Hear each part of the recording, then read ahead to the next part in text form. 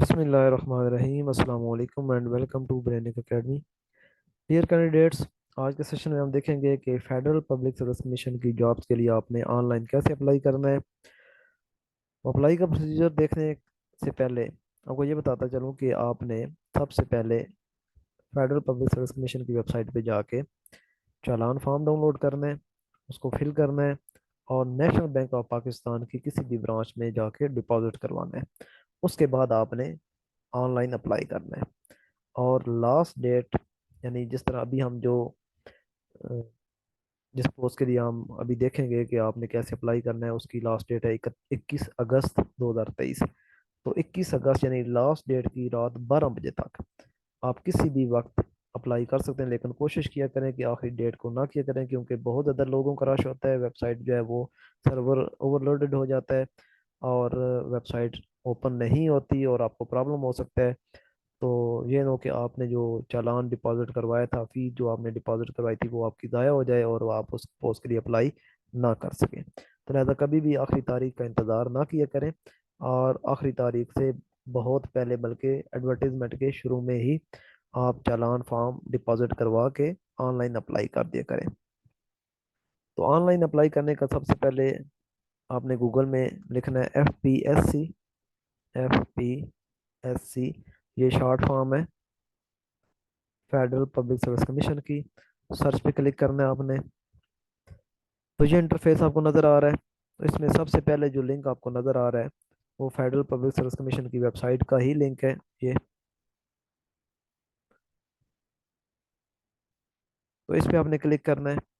कुछ लोग डायरेक्ट यहाँ पे अप्लाई ऑनलाइन पे क्लिक करके भी ऑनलाइन अप्लाई कर सकते हैं, लेकिन मैं उस लिंक पे क्लिक करूँगा ताकि आपको कुछ और चीज़ें भी हैं जो आपको बताऊंगा कि उनका यूज़ कब है और कैसे आप उनको यूज़ कर सकते हैं और वो आपके लिए कैसे बेनिफिशियल है। तो मैं इस लिंक पे क्लिक करने लगा हूँ।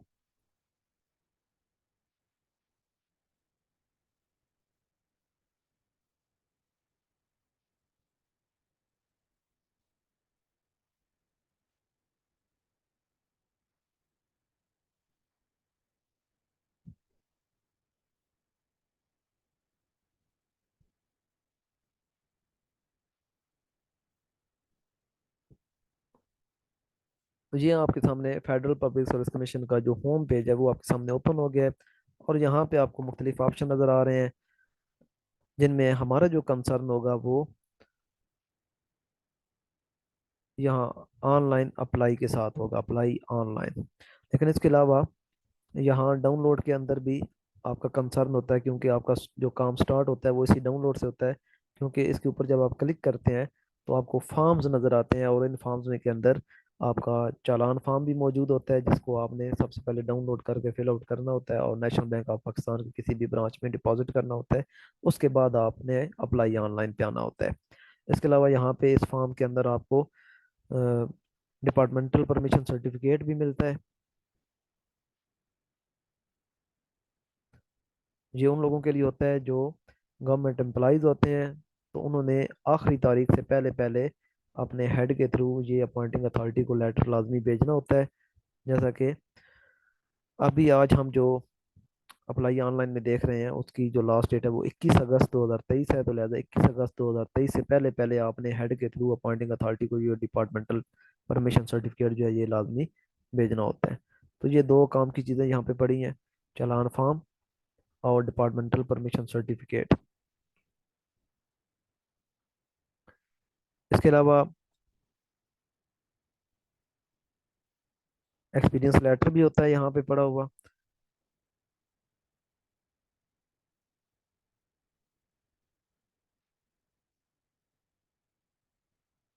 ये एंड पे आपको नज़र आ रहा है। तो जिन लोगों का रेलिवेंट एक्सपीरियंस होता है उन्होंने ये लेटर भी डाउनलोड करना होता है और अपने हेड से और अपॉइंटिंग अथॉरिटी से इस पे भी साइन करवाने होते हैं। रेलिवेंट एक्सपीरियंस का मतलब है कि अगर आप लेक्चरर की जॉब के लिए अप्लाई कर रहे हैं और आप ऑलरेडी किसी कॉलेज में बतौर लेक्चरर जॉब कर रहे हैं, तो फिर आपका जो एक्सपीरियंस होगा वो रेलिवेंट एक्सपीरियंस होगा।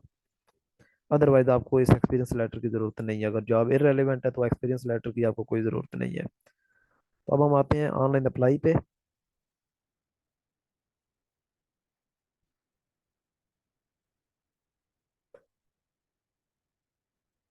आपने फेडरल पब्लिक सर्विस कमीशन की जो वेबसाइट का मेन पेज, उसके ऊपर आपको नज़र आ रहा है अप्लाई ऑनलाइन, इस पे आपने क्लिक करना है।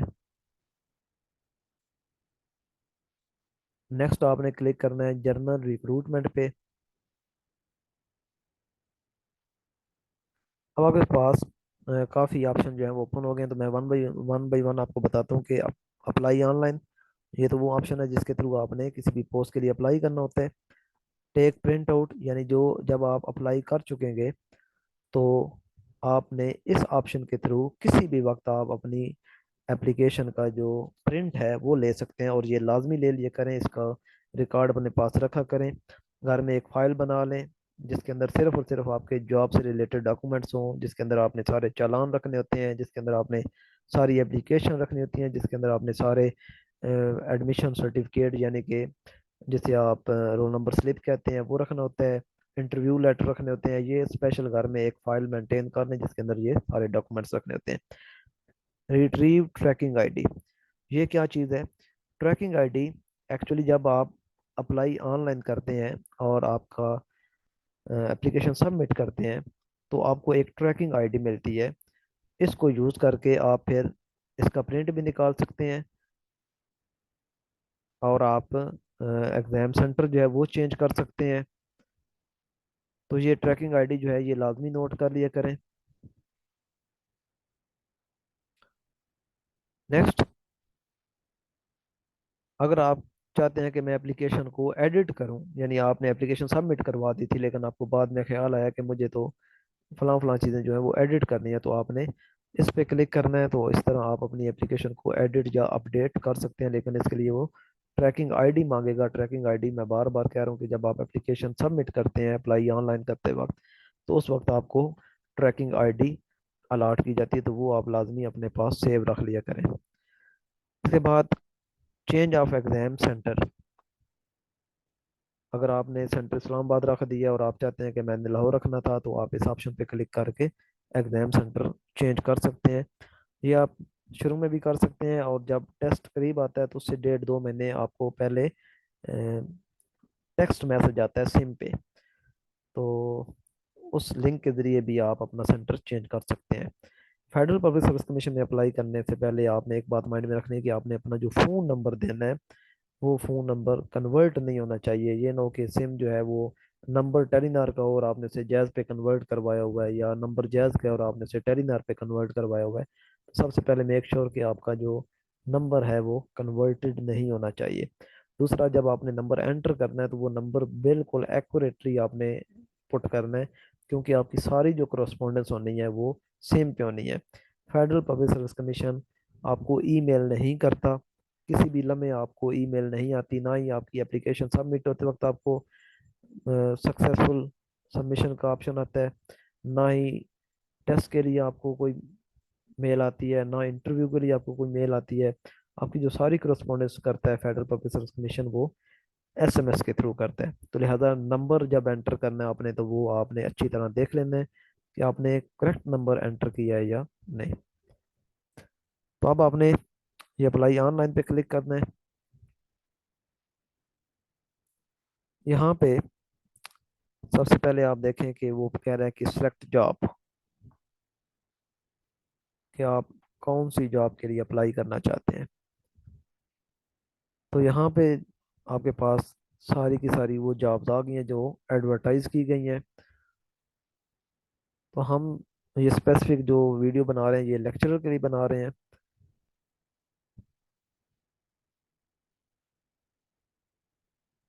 तो ये लेक्चर की जॉब आपके सामने आ गई है, लेक्चरर फिजिक्स फीमेल। तो ये आपको बता रहा है जी कंफर्मेशन के लिए कि आपने जो टाइटल सेलेक्ट किया है वो लेक्चरर फिजिक्स फीमेल है, और defence federal government education institute cantt garrison की ये जॉब है, BPS 17 है। और आपने काम क्या करना है? Teach the students, inter level degree level के स्टूडेंट को आपने टीच करना है। जॉब स्टेटस आपका परमानेंट है। Only female candidates are eligible. Minimum age 22 साल और मैक्सिमम एज 28 साल, लेकिन इसमें 5 साल रिलैक्सेशन शामिल है, यानी कि कोई भी शख्स, कोई भी फीमेल, कोई भी कैंडिडेट जिसकी एज 33 साल है, 21 अगस्त 2023। 21 अगस्त चूंकि इसकी लास्ट डेट एडवर्टीजमेंट की, लिहाजा आपने अपनी age last date of advertisement को देखना होता है। तो 21 अगस्त 2023 को आपकी जो एज है वो 33 साल से ज़्यादा नहीं होनी चाहिए। हाँ, अगर कोई गवर्नमेंट एम्प्लॉई है, रेगुलर गवर्नमेंट एम्प्लॉई है, चाहे पंजाब में है चाहे सिंध में है, कहीं पे भी है, तो फिर उसके लिए ये एज मैटर नहीं करती। उसकी एज फिर चाहे 40 साल हो 45 साल हो, वो अप्लाई कर सकता है। तो हम यहाँ पे अप्लाई करें, क्लिक करेंगे apply for the job. Next आपने जो चीज़ एंटर करनी है वो CNSE एंटर करना है आपने। तो मैं यहाँ पे कोई फिक्टिशियस CNSE एंटर करता हूँ।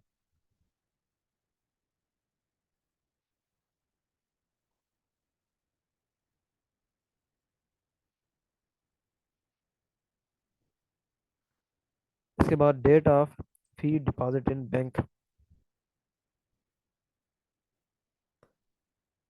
के आपने जो फी डिपॉजिट करवाई है वो किस दिन को करवाई है, कौन सी डेट थी। तो आज डेट जो है वो 6 है, तो मैं 6 ही एंटर कर देता हूँ। नेक्स्ट है फी डिपॉजिट, कितनी फी डिपॉजिट आपने करवाई है। तो चूंकि 17 तक की जो पोस्ट होती है उनके लिए 300 फीस होती है, तो हमें 300 यहाँ पे लिखना है। वैसे यहाँ पे गिवन भी है कि जो BPS 14, 16 और 17 होता है, इन तीनों स्केल के लिए जो फीस आपने डिपॉजिट करवानी होती है वो 300। BS 18 के लिए आपने 750 डिपॉजिट करवानी होती है। BS 19 के लिए आपने 1200 डिपॉजिट करवानी होती है। और BS 20 के लिए आपने 1500 डिपॉजिट करवानी होती है। तो चूंकि हम लेक्चरर की पोस्ट के लिए ये अप्लाई ऑनलाइन का प्रोसीजर सीख रहे हैं, और लेक्चरर का जो स्केल होता है वो 17 होता है, लिहाजा आपने 300 फीस डिपॉजिट करवानी है। उसके बाद है बैंक नेम। तो बैंक नेम आपके पास यहाँ पे national bank of Pakistan, state bank of Pakistan, government treasury. तो ज़्यादातर जो फी डिपॉजिट कराने का हमारे पास ऑप्शन मौजूद होता है वो नेशनल बैंक ऑफ पाकिस्तान होता है, क्योंकि ये हर तहसील लेवल पे अवेलेबल होता है। तो लिहाजा नेशनल बैंक ऑफ पाकिस्तान में ही आप अपनी फीस डिपॉजिट करवाएंगे। बैंक ब्रांच एंड कोड, जहाँ पे भी आपने फी डिपॉजिट करवाई है उस नेशनल बैंक की जो ब्रांच है वो आपने यहाँ पे लिखनी है। मतलब आप रावलपिंडी में करवा रहे हैं तो आप लिखेंगे रावलपिंडी, और आगे ब्रांच कोड भी आपने लिखना है। ये सपोज फिक्टिशियस मैंने लिख दिया 0584, ये उसका ब्रांच कोड था। नेक्स्ट है बैंक लोकेशन डिस्ट्रिक्ट। तो चूंकि यहाँ पे मैंने फिक्टिशियस जो लिया रावलपिंडी लिया हुआ है, तो लिहाजा आपने यहाँ से सर्च कर लेना है रावलपिंडी।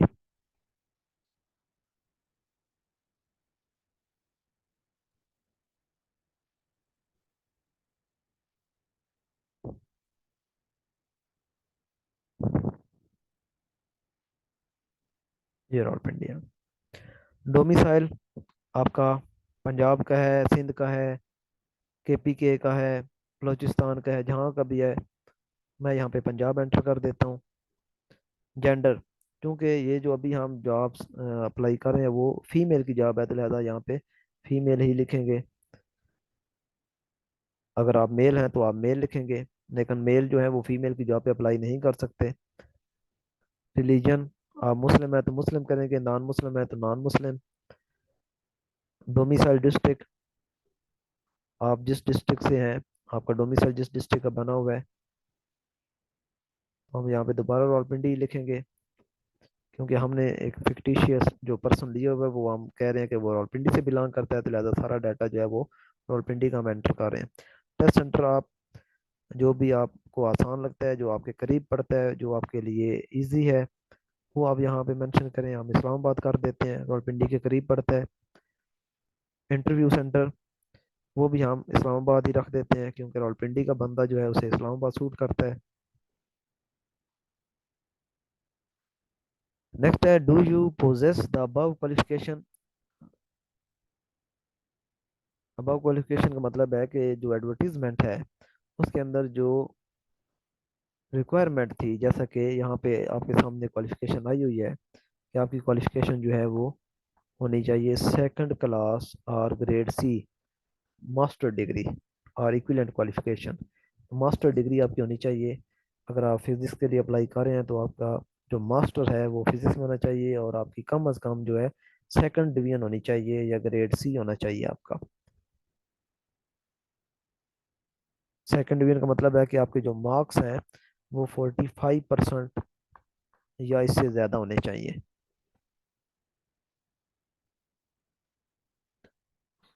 नेक्स्ट है, do you possess the above qualification. तो ये आपने यस करना है, क्योंकि आप एलिजिबल होंगे तो आप अप्लाई कर सकेंगे, अदरवाइज आप अप्लाई नहीं कर सकेंगे। Issuance date of transcript that makes you eligible for selected post. वो कह रहा है कि आपने यहाँ पे उस ट्रांसक्रिप्ट की इश्यूएंस डेट लिखनी है जिसकी वजह से आप इस जॉब के लिए एलिजिबल हैं। तो चूंकि ये जॉब मास्टर डिग्री पे बेस कर रही है, तो लिहाजा आपने अपनी जो मास्टर डिग्री की जो ट्रांसक्रिप्ट है उसकी इशुएंस डेट लिखनी है कि आपकी मास्टर जो डिग्री की ट्रांसक्रिप्ट है वो कब इशू हुई थी। तो ये आप अपनी ट्रांसक्रिप्ट देखें, उस ट्रांसक्रिप्ट के ऊपर रिजल्ट डेट लिखी होगी, वो रिजल्ट डेट आपने यहाँ पे एंटर कर देनी है। तो मैं सपोज यहाँ पे कर देता हूँ कि 2015 में मार्च में, ये इस तरीके से आपने करनी होती है सिलेक्शन। पहले ईयर, फिर आपने मंथ, और फिर मैं कहता हूँ कि 20 को ही थी तो मैं यहाँ पे 20 पे क्लिक कर देता हूँ। तो ये 20 मार्च 2015 को मास्टर डिग्री जो है वो इशू हुई थी, मास्टर ट्रांसक्रिप्ट। डिग्री नहीं, डिग्री तो थोड़ी लेट इशू होती है, ट्रांसक्रिप्ट। तो मास्टर की जो ट्रांसक्रिप्ट है उसके ऊपर जो रिजल्ट डेट लिखी हुई है वो आपने यहाँ पे एंटर करनी है, रिजल्ट डेट। ट्रांसक्रिप्ट डेट नहीं लिखनी, ट्रांसक्रिप्ट भी थोड़ी लेट इशू होती है, रिजल्ट पहले इशू हो जाता है। तो रिजल्ट जो डेट होती है वो आपने यहाँ पे मेंशन करनी है। इसके बाद आपने ये जो वेरिफिकेशन कोड है ये यहाँ पे एंटर करना है, 9797 460। और आगे आपने क्लिक कर देना है प्रोसीड टू स्टेप 2। ये इस पे आपने क्लिक कर देना है।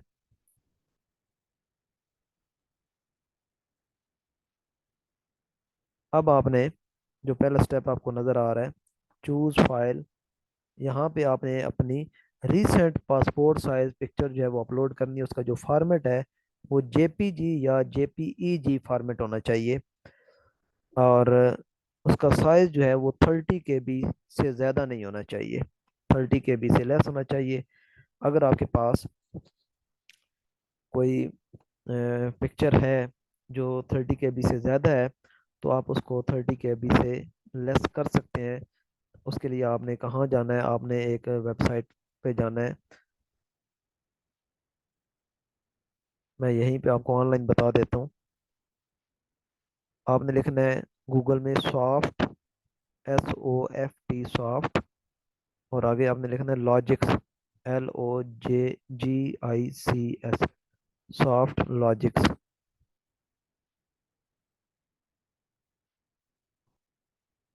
ये आप गौर से देख लें,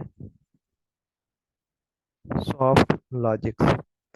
जी आपने गूगल में लिखना है सॉफ्ट लॉजिक्स।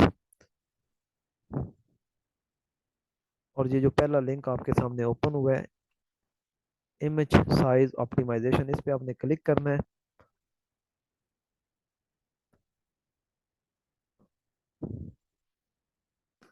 और इस ऑप्शन पे आपने करना है चूज फाइल। जो तस्वीर आपकी 30 KB से ज़्यादा है आपने यहाँ पे अपलोड करनी है, और फिर आपने इस ऑप्शन पे क्लिक करना है कंप्रेस साइज।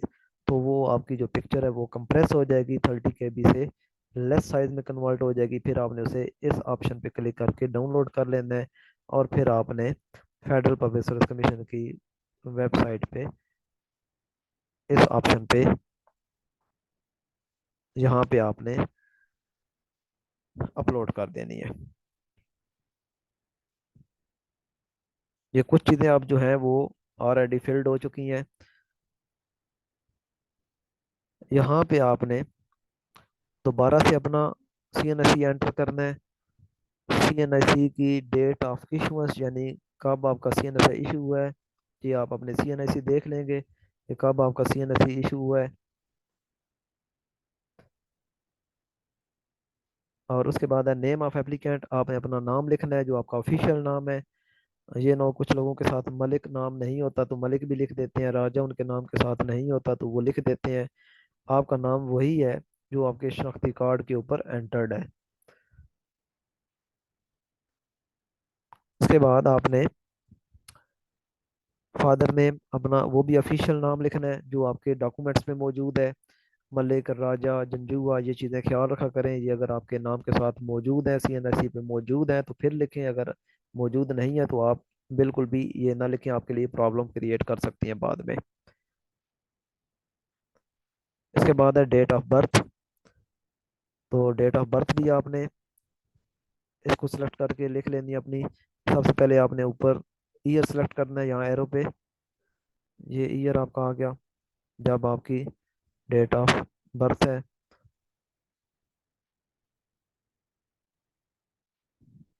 फिर आपने मंथ सेलेक्ट कर लेना है और फिर आपने डेट सेलेक्ट कर लेनी है, तो इस तरीके से आपकी डेट ऑफ बर्थ एंटर हो जाएगी। नेक्स्ट वो पूछ रहा है कि एज रिलैक्सेशन आप क्लेम कर रहे हैं या नहीं कर रहे। तो ये एज रिलैक्सेशन क्लेम का मतलब ये है कि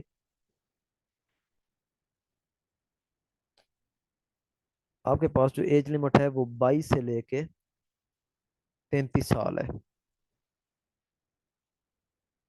तो आपने यहाँ पे नॉट क्लेम्ड, यानी आप एज लिमिट के अंदर हैं। और अगर आप गवर्नमेंट सर्वेंट हैं तो फिर आपकी एज चाहे 40 साल है 45 साल है तो आप यहाँ पे गवर्नमेंट सर्वेंट एंटर कर देंगे।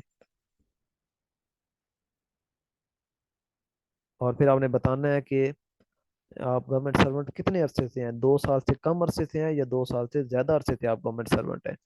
तो ये आपने अपनी जॉब का बता देना है कि क्या आप 2 साल से कम अरसे से मुलाजमत कर रहे हैं गवर्नमेंट की या 2 साल से ज़्यादा हो गए हैं। और अगर आप गवर्नमेंट के सर्वेंट नहीं है तो फिर आपने 33 साल तक अगर आपकी एज है तो आप लिखेंगे not claimed with in age limit. Postal address आप अपना लिखेंगे, यहाँ पे आप पोस्टल एड्रेस लिखेंगे।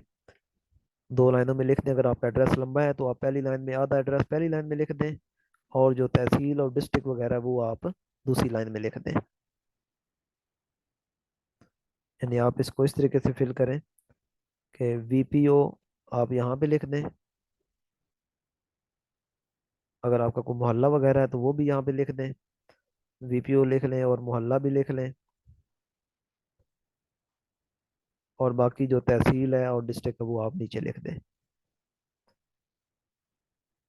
नेक्स्ट है मोबाइल नंबर। ये बहुत इंपॉर्टेंट चीज़ है, मैंने स्टार्ट में ही बताया था। मोबाइल नंबर आपका बिल्कुल एक्यूरेट होना चाहिए, कन्वर्टेड नहीं होना चाहिए।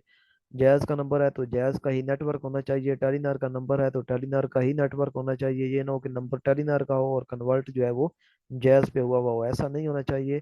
क्योंकि इस तरह फिर आपको जो SMS हैं वो नहीं मिलेंगे। आप फेडरल पब्लिक सर्विस कमीशन से अपडेट नहीं रहेंगे, आपका उनके साथ जो रबता है वो डिसकनेक्ट हो जाएगा, आपको कोई मैसेज नहीं मिलेगा। और फ़ोन नंबर आपने यहाँ पे एक्यूरेटली लिखना है, क्योंकि फेडरल पब्लिक सर्विस कमीशन जितनी भी correspondence करता है वो सिम के थ्रू करता है, सेलुलर नेटवर्क के थ्रू आपके पास मैसेजेस आते हैं। कोई मेल आपको नहीं आती, कोई व्हाट्सएप नहीं आता, कोई आपको कॉल नहीं आती, सिर्फ और सिर्फ आपको SMS आता है। तो लिहाजा ये जो नंबर आपने एंटर करना है ये बिल्कुल आपने अच्छी तरह 2 4 5 मरतबा गौर से देखना है कि क्या मेरा ये नंबर ठीक है या नहीं है। और आगे यहाँ पे इंस्ट्रक्शन भी दी हुई है कि कन्वर्ट नहीं होना चाहिए आपका नंबर। नेक्स्ट जो चीज़ है, फ़ोन नंबर के बाद वो आपने अपने ऑफिस का फ़ोन नंबर देना है यहाँ पे। ये ऑफिस का फ़ोन नंबर आप दे दें। ईमेल एड्रेस, ये आपने अपना ईमेल एड्रेस देना है।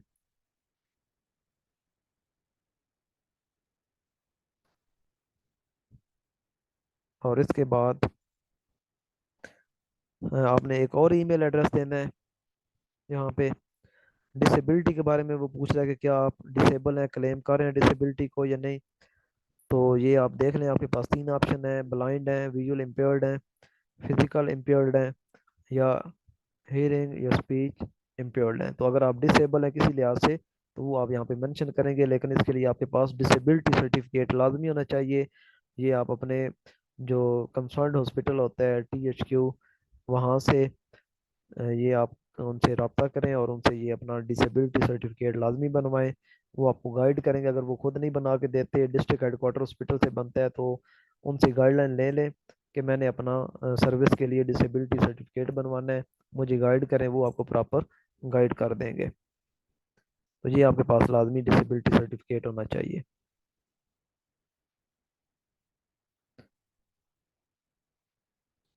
इसके बाद आपने यहाँ पे ऐड एजुकेशन पे क्लिक करना है।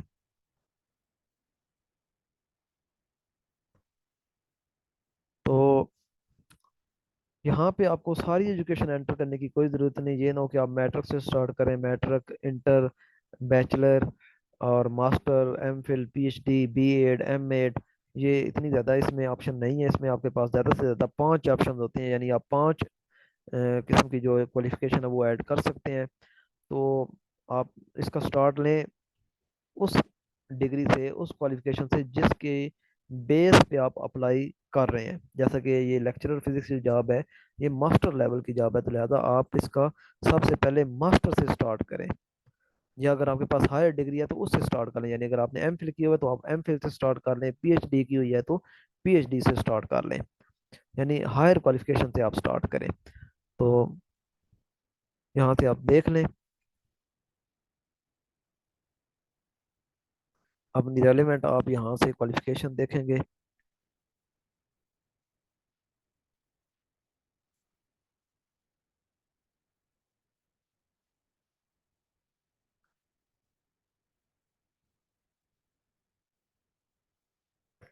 तो ये MSc आ गई है।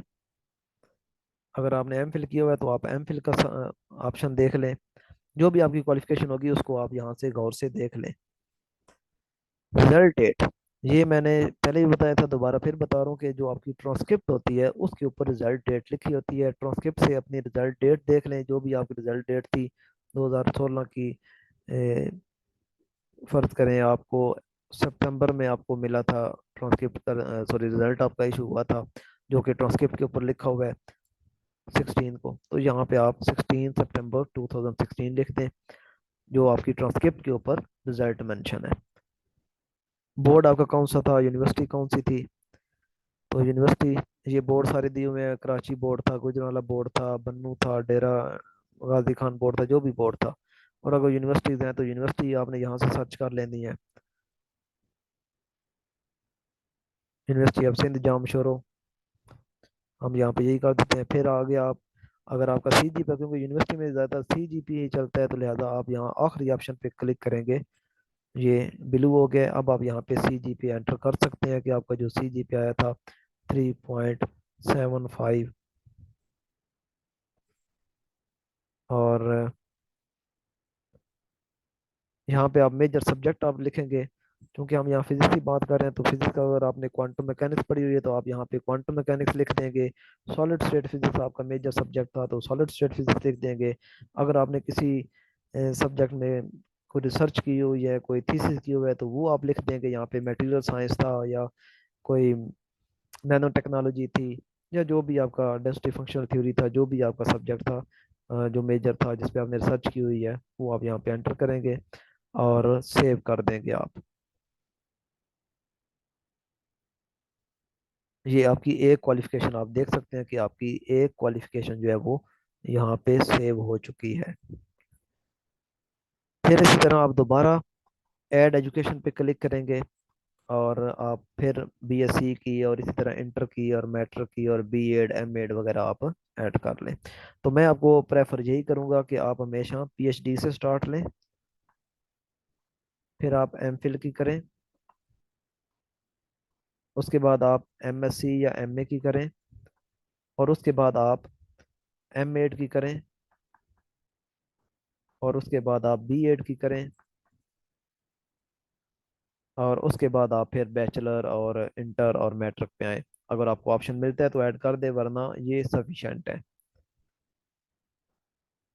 क्योंकि हायर एजुकेशन आप लाजमी मेंशन करें, और ये B.Ed और M.Ed मैं इसलिए कह रहा हूँ ये मेंशन लाजमी करें क्योंकि जो लेक्चरर की जॉब होती है उसमें B.Ed मस्त तो नहीं होता, लेकिन जब आप टेस्ट देने जाते हैं तो उसमें 30 नंबर का जो पार्ट होता है वो B.Ed का होता है। तो लिहाजा ये एक अच्छा एक्सप्रेशन इम्प्रेशन आपका जाएगा कि आपने B.Ed या M.Ed किया हुआ है। तो इस तरीके से आपने बाकी की जो क्वालिफिकेशन है वो भी ऐड करनी है, जितनी ऐड आप कर सकते हैं ऐड करते जाएं।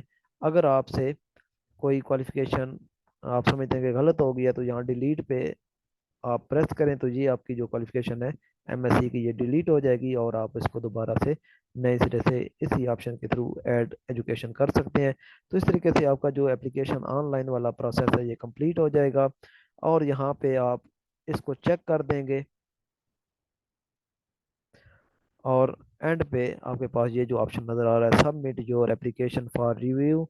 तो जब जब आप इस पे क्लिक करेंगे तो आपकी एप्लीकेशन सबमिट हो जाएगी, और आपको सामने ट्रैकिंग आईडी नज़र आएगी,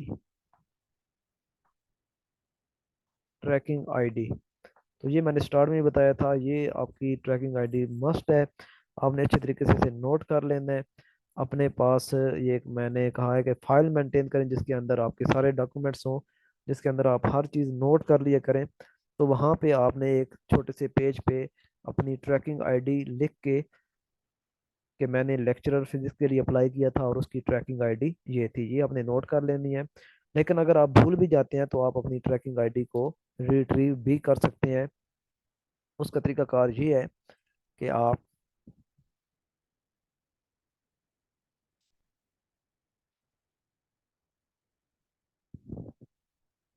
FPSC की जो वेबसाइट है उस पे जाएं, और ये अप्लाई ऑनलाइन का जो आपको ऑप्शन नज़र आ रहा है इस पे क्लिक करें। तो यहाँ पे आपको ऑप्शन नज़र आ रहा है रिट्रीव ट्रैकिंग आईडी, यानी अगर आप ट्रैकिंग आईडी याद नहीं रख पाए तो रिट्रीव ट्रैकिंग आईडी इस पे क्लिक करेंगे आप। तो ये आपसे कुछ इन्फॉर्मेशन मांग रहा है, आपकी ट्रैकिंग आईडी आपको देने के लिए एक आपसे CNIC मांग रहा है, और ये कोड लिखा हुआ है, ये कोड आप दे के जब सबमिट करेंगे तो आपको ट्रैकिंग आईडी मिल जाएगी। तो जब आप ये एप्लीकेशन सबमिट करेंगे तो एक तो अपनी ट्रैकिंग आईडी आपने नोट कर लेनी है, और दूसरा जो आपको आपकी एप्लीकेशन है उस पे प्रिंट का ऑप्शन आपको नज़र आ रहा होगा, तो वो प्रिंट के ऑप्शन पे आपने क्लिक करके अपनी एप्लीकेशन को प्रिंट करके डाउनलोड करके अपने पास या तो मोबाइल में सेव कर लें या उसका हार्ड कॉपी लेके अपने डॉक्यूमेंट्स में सेव कर लें फाइल में। तो आई होप कि आपने चीज़ें अच्छी तरह अंडरस्टैंड कर ली होगी, कोई भी आपकी एम्बिग्युइटी नहीं रही होगी। लेकिन अगर कोई भी इशू है, प्रॉब्लम है, कोई चीज़ समझ नहीं आई तो आप कमेंट करके पूछ सकते हैं।